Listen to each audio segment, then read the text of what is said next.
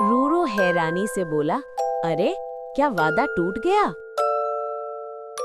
टूटू खुशी से मीना की तरफ देखकर बोला, मीना, मैं वादा करता हूँ कि मैं जरूर आऊंगा। मीना मुस्कुराते हुए बोली, सच में? प्रॉमिस?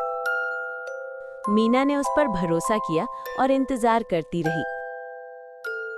लेकिन वक्त गुजरता गया और टूटू नहीं आया। दास देखा तो पूछा, तुम इतनी परेशान क्यों हो? मीना ने धीमी आवाज में कहा, टूटू ने वादा किया था मगर वो भूल गया। उधर टूटू खेल में मशगूल था कि अचानक रुककर बोला, अरे मुझे अपना वादा याद आ गया।